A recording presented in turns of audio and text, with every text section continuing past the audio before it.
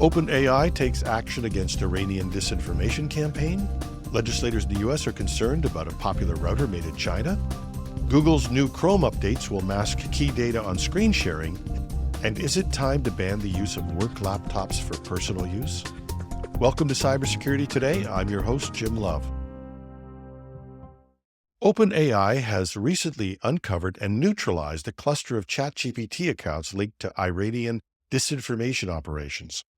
The company identified these accounts as part of a group known as Storm 2035, which has a history of creating fake news websites to influence elections. And the operators were using ChatGPT to generate both long-form articles and social media comments on topics including the U.S. presidential elections, the Israel-Hamas conflict, and Israel's presence at the Olympic Games.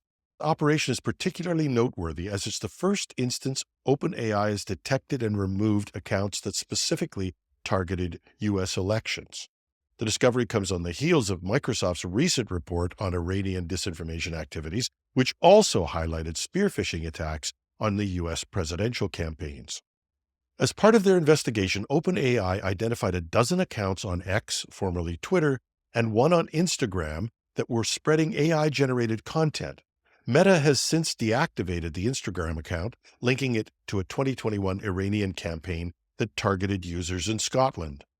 While the potential for AI to amplify disinformation is concerning, it's worth noting that most of the social media accounts sharing this content received little engagement.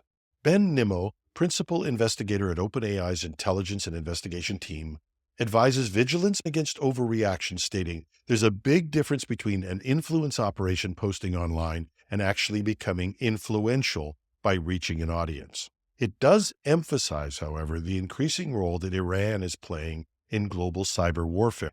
Google is set to introduce privacy enhancements to Chrome for Android, addressing a long-standing vulnerability in screen sharing and recording.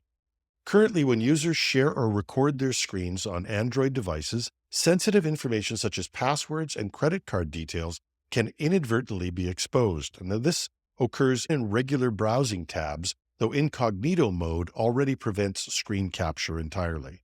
Google is testing a new experimental feature called redact sensitive content during screen sharing, screen recording, and similar actions. When enabled, this feature will automatically redact the entire area of a web page if it contains sensitive form fields like credit card information or passwords. It's important to note that this feature will only be available on Android 5 or later versions. While the exact release date for the general public is yet to be announced, tech enthusiasts can expect to see this feature in Chrome Canary, the experimental version of the browser, in the coming weeks.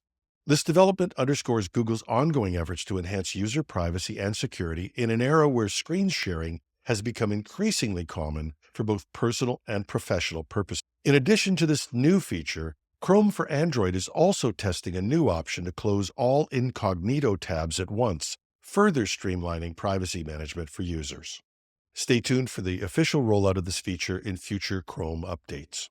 According to a recent post in Krebs on Security, more than 1 million domain names, including those registered by Fortune 100 companies, are at risk of being hijacked by cyber criminals due to authentication weaknesses at several large web hosting providers and domain registrars. This vulnerability, often referred to as the sitting duck problem, was highlighted in new research from security experts at Infoblox and Eclipsium. The issue arises when a domain's DNS or domain name system records are misconfigured or incomplete, allowing attackers to take control of the domain without accessing the legitimate owner's account. DNS is often referred to as the Internet's phone book, and it translates human-friendly website names into the numeric addresses computer uses to locate these websites. But it's possible, and it frequently happens, that domains can be misconfigured so that these lame domains can be exploited to redirect users to malicious websites or to be used in phishing attacks. The problem isn't new. Similar weaknesses were reported by Krebs as far back as 2019, but the new research shows that many hosting and DNS providers still have not addressed the issue. Dave Mitchell, principal threat researcher at Infoblox, emphasized, "It's easy to exploit, very hard to detect, and it's entirely preventable." The report estimates that at least 30,000 of these vulnerable domains have been hijacked for malicious use, since 2019. And for those who have domains under their administration, it may be well worth a thorough read of the original Krebs story and some of the other research on this issue. Links are in the show notes at technewsday.com.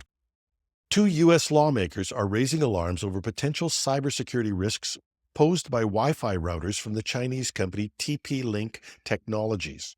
In a letter to Commerce Secretary Gina Raimondo, Representatives John Molinar and Raja Krishnamurthy highlighted what they describe as an unusual degree of vulnerabilities in TP-Link routers, urging the Department of Commerce to investigate these risks and consider whether TP-Link products should be restricted in the U.S. The lawmakers expressed particular concern over China's stringent data protection laws, which could compel companies like TP-Link to share data with the Chinese government. This concern is heightened by recent cyber activities from the Chinese Advanced Persistent Threat Group known as Volt Typhoon, which has been linked to hacking campaigns targeting U.S. critical infrastructure by exploiting home routers. In December 2023, the Justice Department dismantled a botnet linked to Volt Typhoon, which included hundreds of compromised routers from brands like Netgear and Cisco. TP-Link routers have also been exploited in the past, with hackers using them to launch attacks or adding them to botnets to disrupt websites with fake traffic. A recent incident in May 2023 saw cyber attacks on European foreign affairs entities attributed to a Chinese state-sponsored group known as Camaro Dragon. The group reportedly used a firmware implant in TP-Link routers to gain control of the infected devices and access sensitive networks. TP-Link claimed it does not sell routers in the U.S. and stated it has undergone a global restructuring with separate entities based in California, Singapore, and China. We found this a little strange, as you can easily find TP-Link routers by a simple search, and they're often highly rated, at least for home use. Concerns remain for all devices made in China, especially given China's regulations that require security vulnerabilities be reported to the government before being made public, potentially allowing state-sponsored hackers to first exploit these weaknesses. A shout out to James Redact at The Record for breaking this story. A recent study by cybersecurity firm ESET has revealed a concerning trend.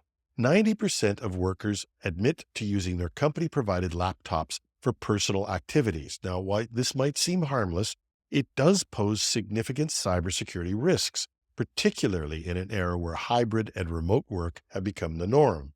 The study highlighted that many employees engage in risky behaviors on their work devices, such as viewing adult content, gambling, even accessing the dark web, and illegally streaming sports.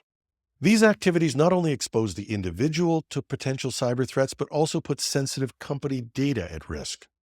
One alarming finding is that 2/3 of the respondents admitted to accessing the dark web on their work laptops, with 17% doing this daily. Younger workers, especially those aged 16 to 24, were more likely to connect to unsecured public Wi-Fi and use personal USB devices, further increasing the risk of a security breach. ESET's global cybersecurity advisor, Jake Moore, emphasized the need for companies to implement stronger cybersecurity measures, particularly given the blurred lines between work and personal life in hybrid setups. Moore noted that while employees are often considered the weakest link in cybersecurity, the responsibility lies with companies to ensure that their endpoint security is robust and that their employees are educated about the risks. Despite the clear dangers, 1 in 5 workers admitted their work devices lacked any cybersecurity software, and a further 7% were unsure if their devices were adequately protected. This highlights a significant gap in both awareness and potentially in protection that companies need to address. As hybrid work continues to blur the boundaries between personal and professional use of devices, companies must impose stricter rules to protect their data and their employees, or at the very least, increase the training and awareness that these employees receive.